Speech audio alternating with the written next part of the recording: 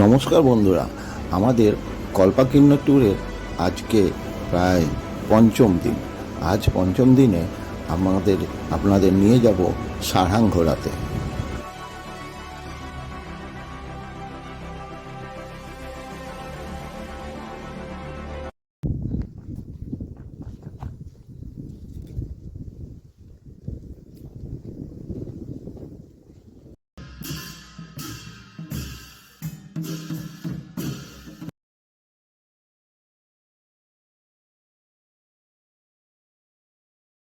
আগের রাতে আমরা চিটকুলে নাইট কাটিয়েছিলাম, তার সম্পূর্ণ ভিডিও আগে দেওয়া আছে, ডেসক্রিপশন বক্সে দেখে নেবেন। আর এবারে আপনাদের দেখাবো 51 সতীপীঠের অন্যতম ভীমকালী মন্দির। তার সঙ্গে দেখাবো আমরা সারহাঙে গিয়ে কোথায় ছিলাম, কোন কটেজে ছিলাম, কী খেয়েছিলাম এবং কেমনভাবে আমরা রাতে রাস্তায় বেরিয়ে মন্দিরের দিকে গেছিলাম রাত্রিরের দর্শন, এবং সকালবেলায় আমরা সেই মন্দিরেই পুজো দেব। চিটকুল থেকে সকাল সকাল বেরিয়ে পড়েছিলাম। এই রাস্তা 105 কিলোমিটারের রাস্তা, আমাদের যেতে সময় নেবে প্রায় 4 ঘন্টা। সেই কারণে দেরি না করে ব্রেকফাস্ট সেরে আমরা পথে আবার রওনা দিলাম। আমাদের চিটকুল থেকে বেরিয়ে প্রথমে যেতে হবে রকসম হয়ে, সাংলা হয়ে, তারপরে আমাদের সারহাং। সাংলা, রকচম এবং চিটকুল এই 3 জায়গাতেই আপনারা স্টে করতে পারেন। আমরা অবশ্য 2 জায়গা থেকে করেছিলাম, এক হচ্ছে সাংলা আর 2 নম্বর চিটকুল। চিটকুল থেকে বেরিয়ে আমরা রাস্তা ধরেছিলাম সাংলা চিটকুল রোড ধরে সিধে আমরা সারহাং যাব। তো আমাদের বাঁ পাশে রয়েছে বাঁশপা নদী, অর্থাৎ দেখছেন রেলিং দিয়ে ঘেরা রয়েছে।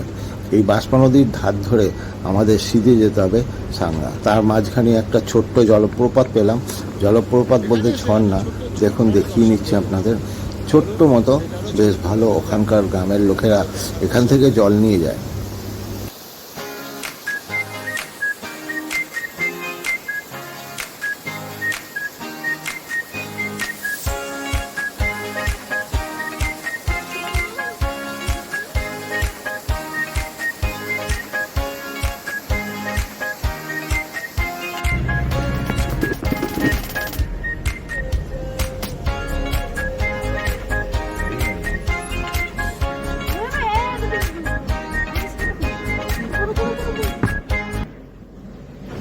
প্রাকৃতিক শোভার অন্তহীন এই দৃশ্য দেখতে দেখতে আমরা পৌঁছে যেতে শুরু করলাম সারহাঙের দিকে। পাথর কেটে রাস্তা বানানো এই শোভাগুলো সত্যি মন কেড়ে নেয়।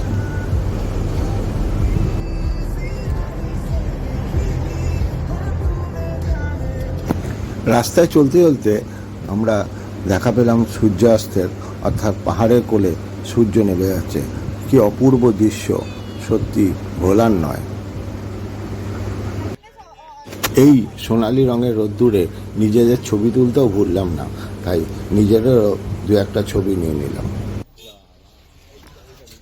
আমরা এতদিন যেগুলো দেয়ালে টাঙানো থাকে সেই ছবি দেখতে দেখতে অভ্যস্ত। আজ নিজের চোখের সামনে তারই একটা প্রাকৃতিক দৃশ্য চোখে পড়ে গেল। কি অপূর্ব এই দৃশ্য, মুখে বর্ণনা করা যায় না। আর আমার এই ছোট্ট ক্যামেরায় টুকু বন্দি করতে পারলাম, সেটাই আপনাদের দেখালাম। প্রাকৃতিক দৃশ্য দেখতে দেখতে আমরা পৌঁছে গেলাম প্রায় সূর্যাস্তের পরেই সারহাঙের এই হোমস্টেতে। এইটাই আমাদের আজকের বাসস্থানের জায়গা। চলুন ভেতরটা ঘুরে দেখব। এখানে 2 রকমই সুবিধা পাওয়া যায়, এক হোমস্টে এবং অথবা রুম রেন্টে পাওয়া যায়। আমরা রুম রেন্ট নিয়েছিলাম এবং রাত্রিবেলা নিজেদের ইচ্ছা মতো যেমন ইচ্ছা খাবার, সেই অনুযায়ী খাবারের অর্ডার দেবো বলে আমরা খালি রুম রেন্ট নিয়েছিলাম। রিসেপশন, এই রিসেপশনে বা ডিনার করারও জায়গা বলতে পারেন। এই হচ্ছে জায়গা, এখান দিয়ে গিয়ে রুম। না না, এর পরেরটা, ওর পরেরটা এটা হচ্ছে। আমাদের ব্যালকনি থেকে দাঁড়িয়ে পুরো পাহাড়টা দেখলে মনে হয় ওই পাহাড়ের পুরো গায়ে কেউ ছোট ছোট প্রদীপ জ্বেলেছে এবং তার শোভা বৃদ্ধি করেছে। অপূর্ব এই দৃশ্য এখান থেকে দাঁড়িয়ে দেখা যাচ্ছে। নিচের ওপরের চারিধারে লাইট জ্বলছে, সুন্দর একটা পরিবেশ। এখানে একটা দিন কাটালে বেশ দারুণ লাগবে। আমার মনে হয় আপনারা এখানে আসতে পারেন।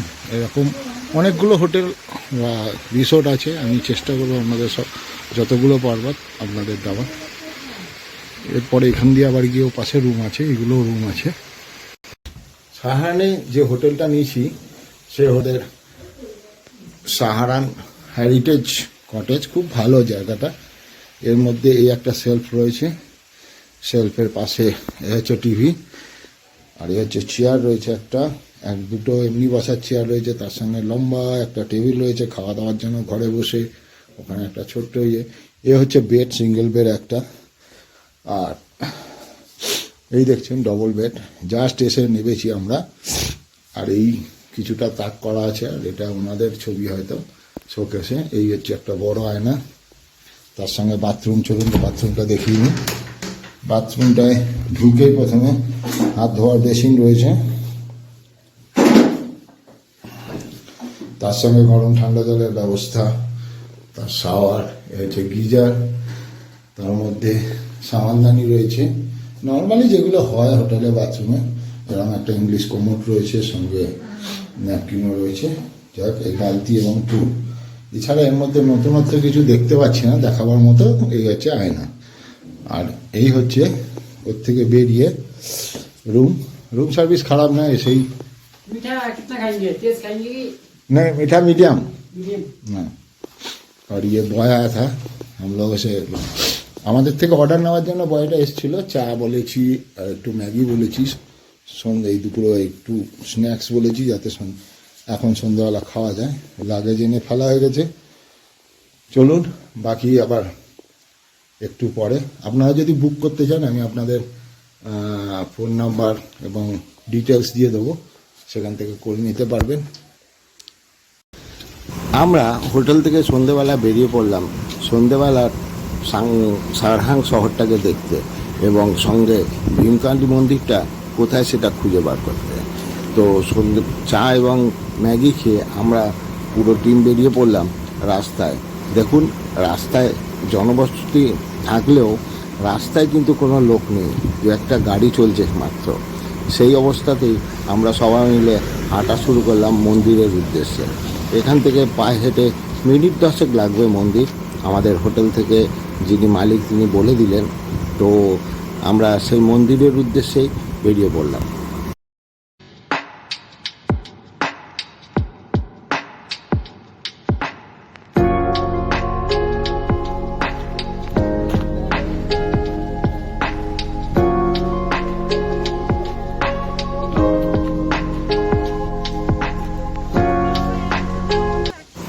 প্রচুর পরিমাণ ট্যুরিস্টও এখানে রয়েছেন, তবে সকলে হয়তো এসে ক্লান্ত হয়ে নিজের রুমে রয়েছে। আমরা ক্লান্ত না হয়েই বেরিয়ে পড়েছি রাস্তায় রাত্রের শোভা উপভোগ করতে এবং মন্দির দর্শনে। এই রাস্তায় অনেকগুলোই হোমস্টে আর হোটেল রয়েছে। আপনাদের যে কটা হোটেলের আমি পাবো সে কটার ছবি আপনাদের দিচ্ছি, আপনারা সেগুলোকে পজ করে নিয়ে তার অ্যাড্রেস এবং ফোন নাম্বার নিয়ে আপনারা আরামসে ওখানে থাকার ব্যবস্থা করতে পারবেন। এই যেগুলো দেখাচ্ছি একটু মন্দিরের সামনে হবে। আমার জায়গাটা একটু পেছন দিকে ছিল, তবে পেছন থেকে হেঁটে আসতে বেশ ভালোই লাগবে।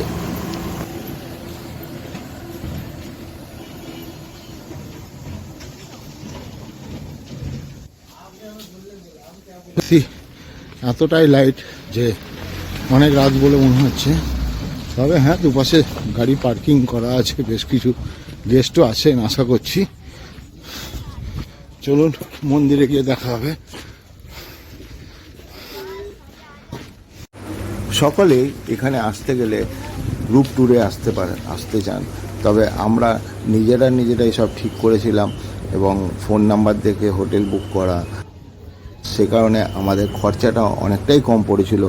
আপনারা যারা এইসব জায়গায় ঘুরতে আসতে চান, আমার ভিডিও থেকে ফোন নাম্বারগুলো নিয়ে সেখানে হোমস্টে না করে রুম নিয়ে তারপরে রাত্রিবেলা যেমন ইচ্ছা হবে, শরীর যেমন পারমিট করবে তেমনভাবেই খাবার অর্ডার দিয়ে খেতে।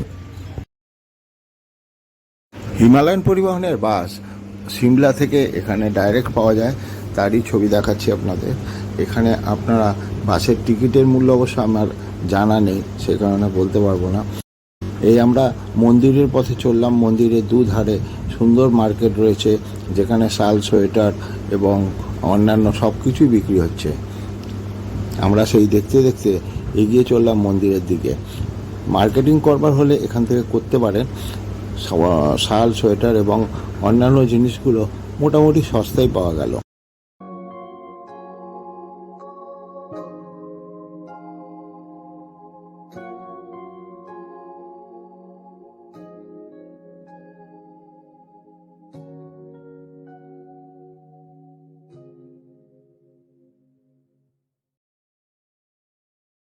মন্দিরের চারপাশে জানতে হবে যে নেবে নাকি, তাহলে সেটা শুনে নাও। চলুন না, ওখানে গিয়ে দেখা যাবে। তুমি আলতা সিঁদুরটা দিয়ে দে, আমাকে পুজো দিও। जो पहले कपड़ा लिया था वही पे। আমরা মন্দিরের গেটে চলে এসেছি। এটা হচ্ছে এইটাই আবার এটা হচ্ছে যাত্রী নিবাস এই মন্দিরে। এখানে আপনি ফোন কলে আসতে পারবেন, ডেসক্রিপশানে এর ডিটেলস দেওয়া রইল, ঠিক আছে? আপনারা এই মন্দিরেও আসতে পারবেন। এখানে যাত্রী নিবাস আছে, এখানে থাকতে পারবেন। যতটা দেখানো যায় আমি দেখাবার চেষ্টা করছি। যেখানে ছবি তোলা বন্ধ করে দেবে, আমাদের বন্ধ হয়ে যেতে হবে।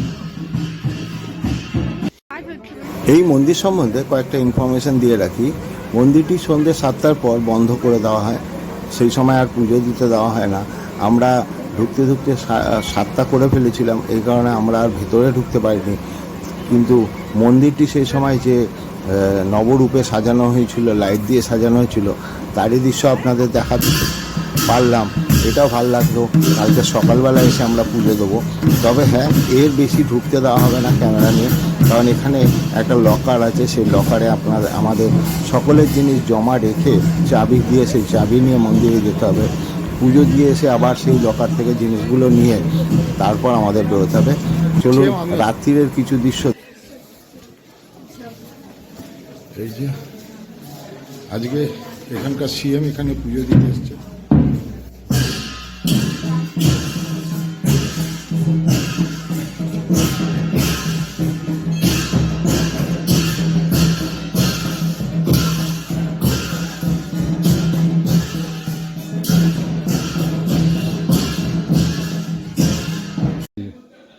নরসিংহ মন্দিরের মূর্তি। নরসিংহ মন্দিরে প্রবেশদ্বারে কোনো পয়সাও লাগে না, কিছুই লাগে না।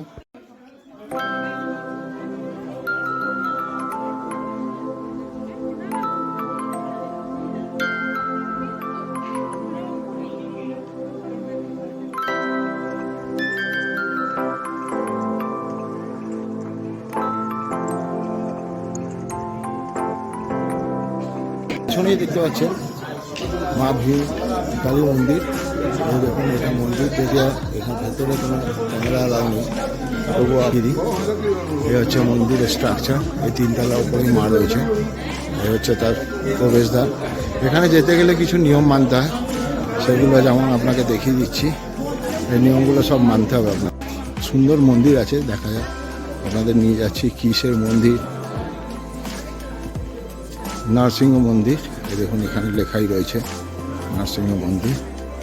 চলুন ভেতরে দেখা যাক নরসিংহ কেমন কি। তো মনে হয় ভোলে বাবার মন্দির। এই যে ভোলে বাবা মন্দিরটা দেখুন, সুন্দর পাথরের তৈরি আগেকার। Good morning viewers. সকালবেলায় ঘুম থেকে উঠেই ব্যালকনিতে এসে দাঁড়িয়ে এই দৃশ্য চোখে পড়ল। এই ভিডিওতে রাত্রিরে সারহাং এবং ভীমকালী মন্দির সম্বন্ধে আপনাদের কিছুটা দেখাতে পারলাম। আর পরবর্তী ভিডিওটার জন্য আপনারা একটু অপেক্ষা করবেন। দিনের বেলা সারহাং কেমন এবং সেই শহরটা কেমন, তার সঙ্গে মন্দিরের পুজো দেওয়া, যেটা আমরা সকালবেলায় ঘুম থেকে উঠেই গিয়ে পুজো দিয়েছিলাম সকলে মিলে, সেটা আপনাদের কাছে তুলে ধরবো। তো পরবর্তী ভিডিওটা দেখতে ভুলবেন না, ভালো লাগলে সাবস্ক্রাইব করবেন এবং পারলে শেয়ার করে দেবেন। ধন্যবাদ।